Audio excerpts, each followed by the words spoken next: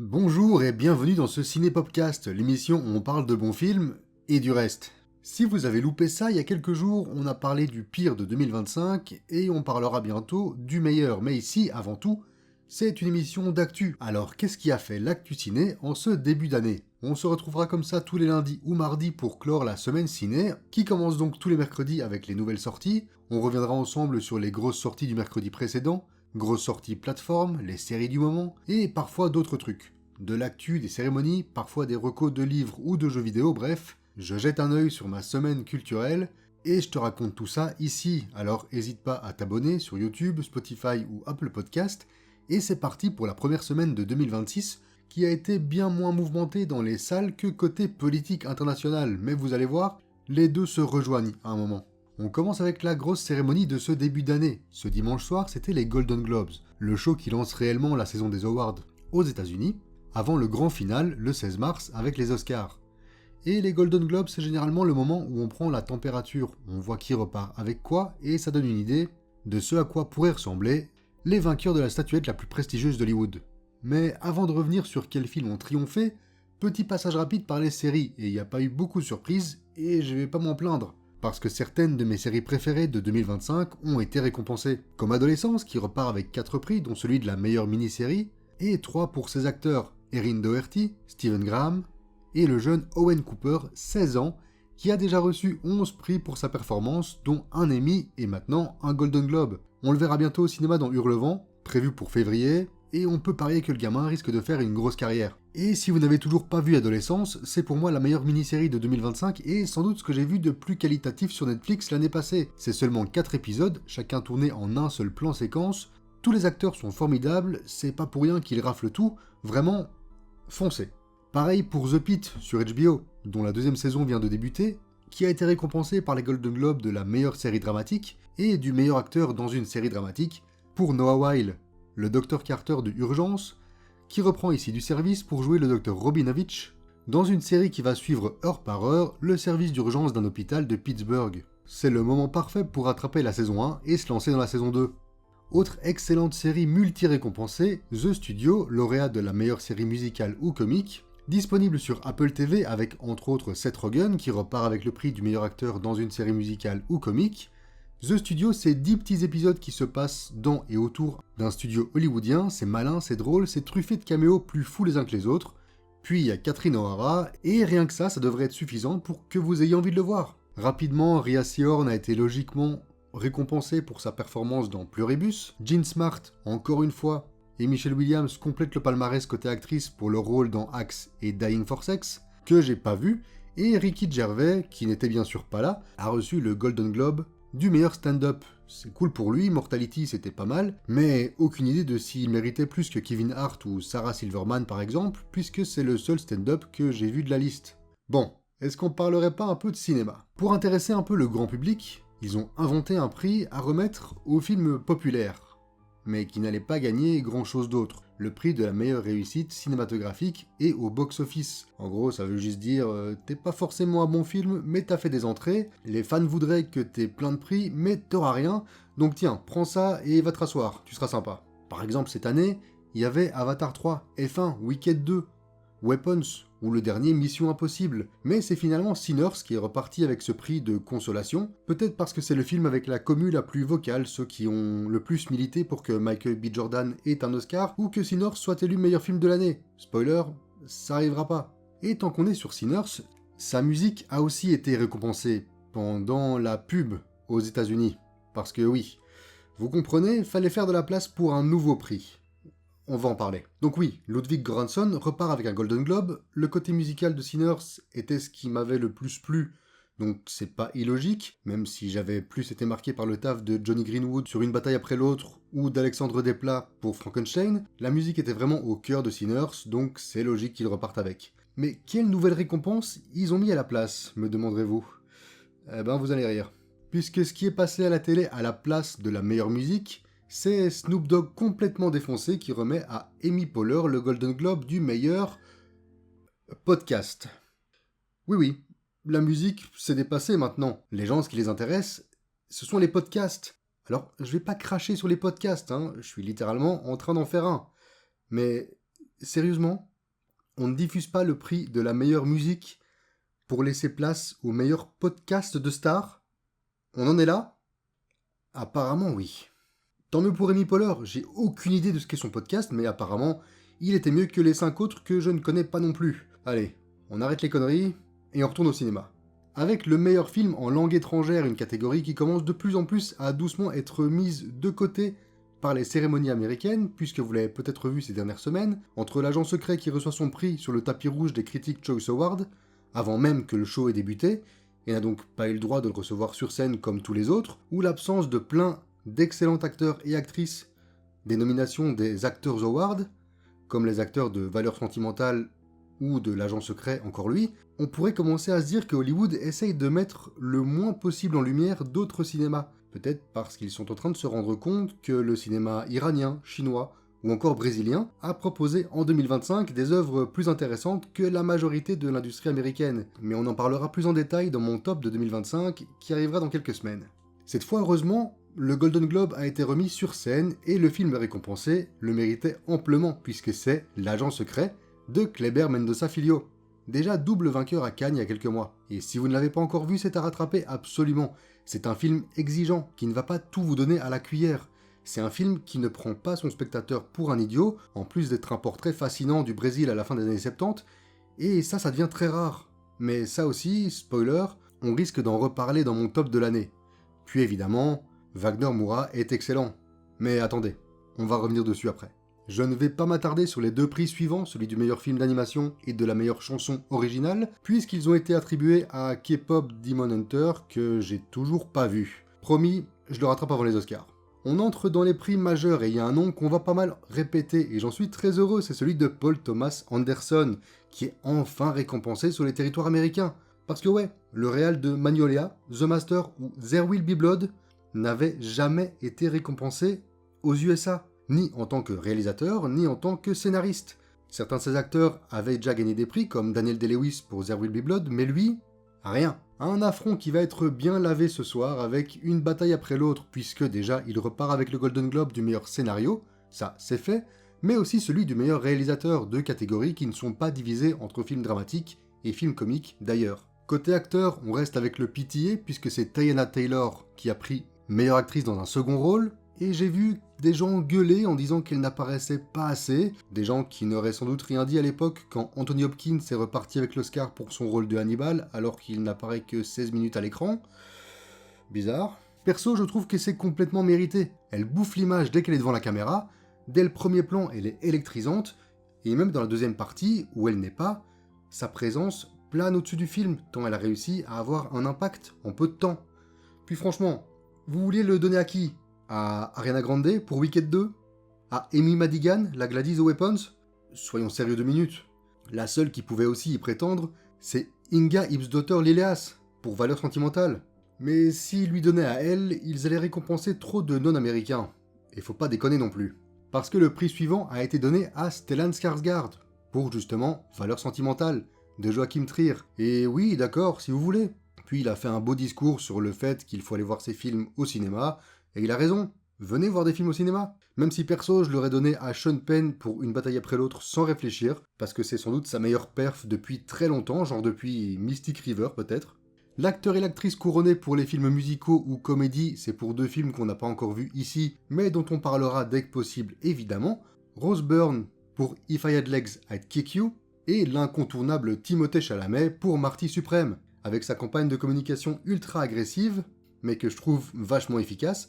Seul souci, le film n'est pas prévu ici avant le 18 février, mais on espère qu'il cartonnera en salle, malgré sa sortie en VOD aux States au début de ce même mois. Pour les acteurs dans les films dramatiques, 2 films que pour le coup j'ai vus, Jessie Buckley pour Hamnet, dont on parlera quand il sortira le 21 janvier, et évidemment que c'est Jessie Buckley qui l'a eu. C'est un rôle complètement fait pour, et même si je trouve qu'elle en fait parfois beaucoup, on sent qu'elle va chercher son Oscar et tous ses prix, je peux pas dire que c'est pas mérité. Et elle aura très certainement l'Oscar aussi. Côté masculin, je vous avais dit qu'on en reparlerait, et je suis super content parce que c'est quand même une petite surprise. Après Fernanda Torres l'année passée pour Je suis toujours là, c'est un autre acteur brésilien qui repart avec un Golden Globe. C'est Wagner Moura pour sa superbe performance dans L'agent secret. Il aura donc été récompensé à Cannes et au Golden Globe, entre autres, et le duel avec Chalamet avant les Oscars est lancé, même si d'après moi, la statuette devrait revenir au jeune franco-américain fan de Saint-Étienne. Ou même en fait, à Leonardo DiCaprio. J'y crois moins, mais on en reparlera au moment des nominations des Oscars. Et enfin, les deux meilleurs films, d'abord la comédie où on avait No Other Choice, le nouveau Park Chan-wook qui arrive le 11 février en Belgique, Blue Moon de Richard Linklater qui sort demain, 14 janvier, en Belgique toujours, on en parlera dans l'épisode de la semaine prochaine, Linklater encore avec Nouvelle Vague, Une bataille après l'autre de Paul Thomas Anderson, on en a déjà parlé, Marty Suprême, on l'a déjà évoqué aussi, et Bougonia de Yorgos Lanthimos, sorti il y a quelques mois ici et que j'avais trouvé assez moyen. Et c'est encore le Paul Thomas Anderson qui a triomphé, Une bataille après l'autre termine la soirée avec 4 récompenses, c'était le film le plus nommé, c'est le film le plus titré, vous commencez à le comprendre, j'en suis plutôt content.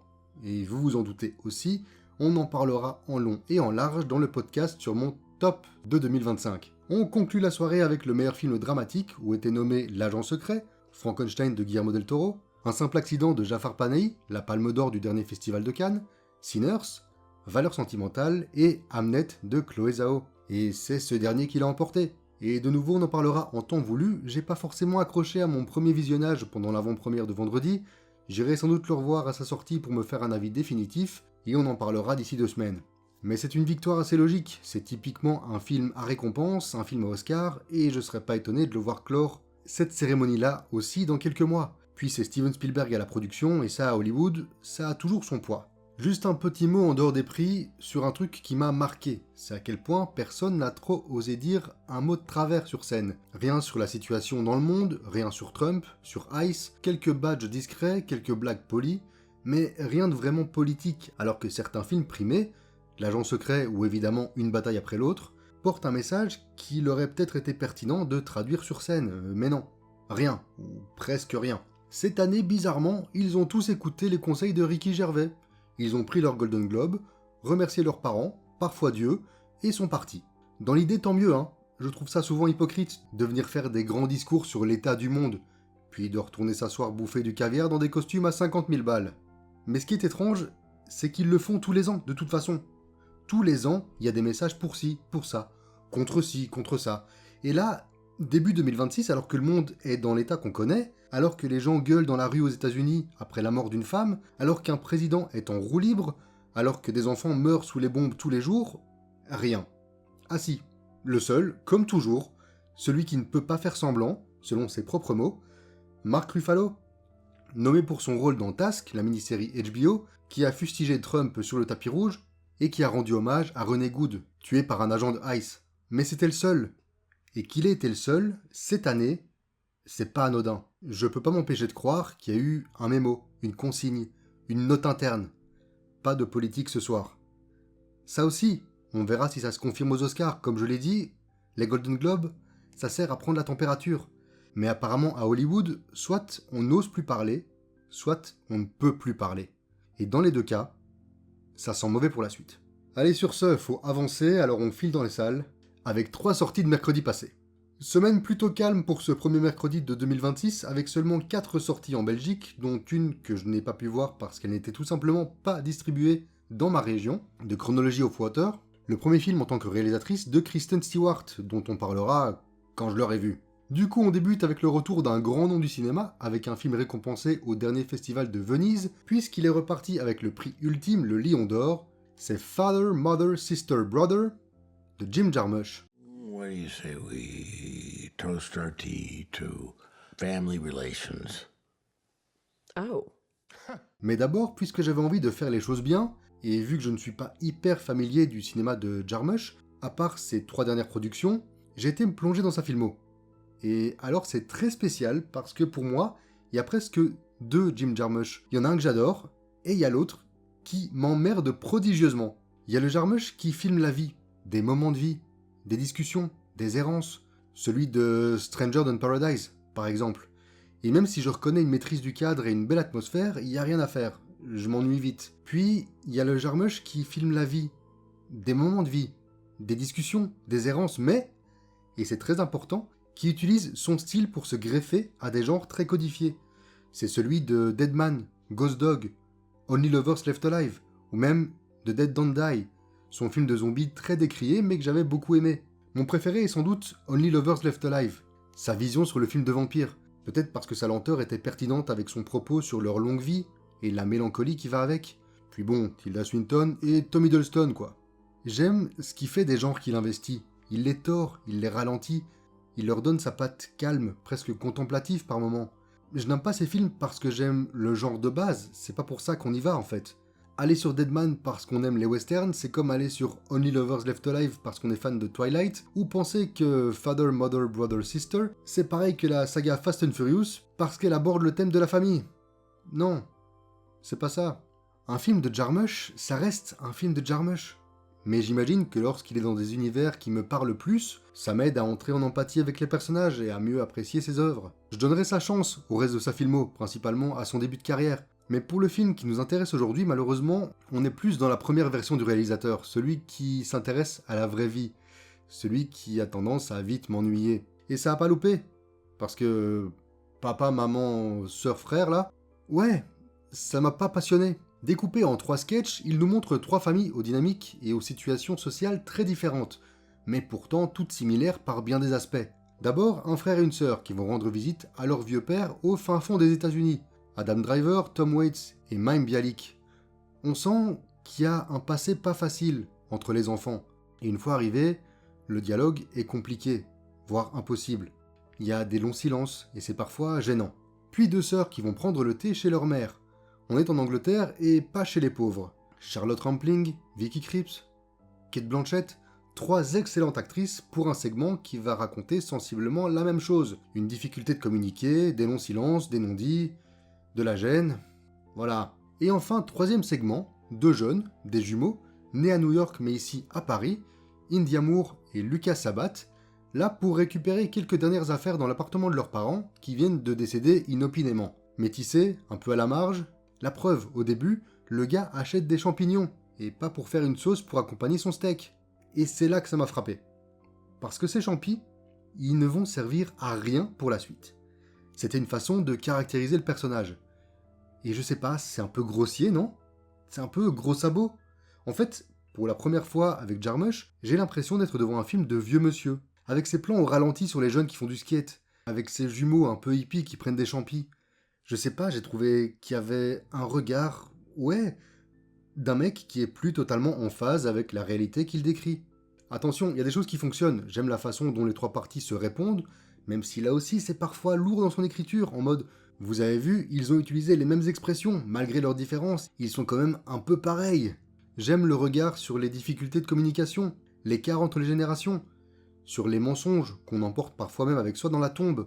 C'est une étude de personnages, mais vu que les personnages ne m'ont pas intéressé outre mesure, que les dialogues sont basiques et qu'en plus c'est parfois vraiment pas très beau, genre les plans en voiture dans le premier segment, c'est pas loin d'être hideux, hein. Eh ben ce premier film de l'année, c'est une première déception. Et j'imagine que ce sera pas la dernière. Le film suivant m'intriguait particulièrement de par son casting, puisque dans Louise de Nicolas Keitel, qui n'a je pense rien à voir avec Harvey, mais peut-être, dont c'est le premier long métrage. On retrouve Diane Ruxel, que je n'avais encore vu dans rien, mais surtout Lina El Arabi, dont la performance dans Nos de Stéphane Strecker me restera en tête toute ma vie, je pense, et la belge Salomé de Wals, que j'avais beaucoup aimé dans Soulevant des Marquises. Et pour couronner le tout, on reste dans de l'excellente actrice belge avec Cécile de France, qui vient, comme son nom l'indique, de Namur. Oui. Oui, tu gardes aussi bien les secrets. T'as fait ça toute ta vie. Et il y a des bonnes idées dans Louise. Déjà, son ouverture, à hauteur d'enfant, ces jolies scènes entre ses 2 sœurs, puis les cris, les coups, un incident, une fugue. Tout va très vite, mais tout fait sens. C'était vraiment bien parti. Malheureusement, le film va faire un bond en avant et décider de ne pas s'attarder sur les conséquences directes de l'incident, que je ne dévoilerai pas ici, mais sur ce que ça a donné 15 ans plus tard. En soi oui, c'était pas une mauvaise idée, sauf que le scénario n'a en fait qu'une seule idée. Une idée très forte, très puissante, qui pourrait déclencher une tempête émotionnelle, alors il retarde son arrivée. Encore, et encore, et encore, au point où on se demande si il va à un moment oser y aller. C'est un film frustrant en fait. On a parfois envie de crier au personnage principal de parler, de s'exprimer, et son mutisme ou ses questions déplacées rendent certaines scènes difficilement croyables. Dans la même idée, on peine aussi à croire que certains personnages n'en reconnaissent pas d'autres, malgré le temps qui a passé. Et puis la construction en aller-retour temporel, comme c'est souvent le cas, c'est un peu un cache-misère, c'est une façon d'ajouter du suspense et des surprises, là où il n'y en avait peut-être pas besoin. Ça se veut déconstruit, mais c'est surtout décousu. Il y avait donc une super idée dans Louise. Je suis convaincu qu'il y avait moyen de raconter une magnifique histoire avec ses prémices, et un dispositif plus resserré, peut-être 1h25 au lieu de 1h50, ça aurait d'après moi fait du bien au film, mais dans l'ensemble, on sent que c'est un premier long. C'est fragile, mais c'est prometteur. Et surtout, les 3 actrices principales, Rouxel, De France et De Wals, sont excellentes, et c'est ce que je retiendrai. Et puis enfin, pour terminer avec cette première semaine, un film un peu plus blockbuster, Eternity, avec Elizabeth Olsen, Miles Teller et Callum Turner. L'idée est aussi simple qu'intrigante. Joan vient de décéder quelques jours après son mari, et après la mort, elle découvre qu'elle doit choisir entre passer l'éternité avec son mari, avec qui elle vient de passer toute sa vie, ou avec son premier mari, mort à la guerre en Corée. C'est un choix compliqué, d'autant plus qu'il est irréversible. Shocking news. You're dead. Yeah, how'd you know? It took him forever to figure that out. Et en fait, le triangle amoureux, c'est pas ce qui m'a le plus plu dans le film. Alors oui, c'est marrant, hein, les 2 mecs qui s'envoient des pics, qui jouent à qui est le plus fort, à qui l'aime le plus, et Elizabeth Olsen est touchante dans sa difficulté à choisir, mais c'est pas ce qui m'a attrapé. Ce qui m'a attrapé, c'est tout le lore qu'il y a dans cet afterlife, construit comme un immense salon publicitaire. Chacun tentant d'amener des gens à choisir telle ou telle éternité. L'arrière-plan fourmille de détails, d'idées, d'éternités différentes. On peut remarquer que Food World est complet pour le moment, par exemple, ou que les éternités sans hommes sont très demandées. Il y a des pubs à la télé pour une éternité dans les années 30 en Allemagne, mais sans un certain parti politique, une éternité capitaliste pour, je sais pas, revenir dans le monde que tu viens de quitter, des éternités religieuses, d'autres beaucoup moins, une éternité à Paris pour partager des moments avec Sartre ou Camus, la plage, la montagne, n'importe, tout ce que tu veux, tout existe. Mais surtout là-bas, pour se décider, quand on arrive, chacun a droit à un accompagnateur. Et là, on a Da'Vine Joy Randolph, qui a gagné l'Oscar du meilleur second rôle pour Winter Break en 2024, qui s'occupe du 2e mari, Miles Teller, et John Hurley, qui représente le personnage de Olsen, qui vont s'amuser, et nous amuser en même temps, chacun prenant le parti d'un des 2 hommes, transformant le tout en une sorte de procès loufoque. Donc vraiment, pendant 45 minutes, c'est très drôle, très prenant, plein d'idées. Puis bon, après, le côté comédie romantique reprend le dessus. Tout est un peu prévisible, le film doit constamment aller contre les règles qu'il a établies au début pour que l'intrigue avance, c'est un peu fastidieux, et le final est attendu. Mais rien que pour ces quelques points un peu originaux, si vous cherchez un petit film sympa à voir, par exemple en couple, ça fera parfaitement le boulot pour une petite soirée au cinéma. Et c'est, un peu par défaut, faut bien l'avouer, mon film de la semaine. En temps normal, en fin de podcast, je vous recommanderais un film plus ancien, ou un bouquin, ou autre, mais vu que tout ce que j'ai vu depuis le début de l'année, c'est du rattrapage de 2025, j'ai pas grand chose à vous proposer. Mais si, malgré ce que j'ai pu en dire, Jim Jarmusch, ça vous intéresse, je vous conseille de tenter Patterson avec Adam Driver, Only Lovers Left Alive ou ma plus belle découverte récente hors film de 2025, Ghost Dog, avec Forest Whitaker en tueur à gages, inspiré par le code de conduite des samouraïs. Et voir Forest Whitaker ranger son flingue en le bougeant comme un sabre après avoir buté un mafieux, c'est clairement le truc le plus cool que j'ai vu cette année. Allez, on se retrouve la semaine prochaine dans le Cinépopcast pour parler de bons films et du reste. Ciao!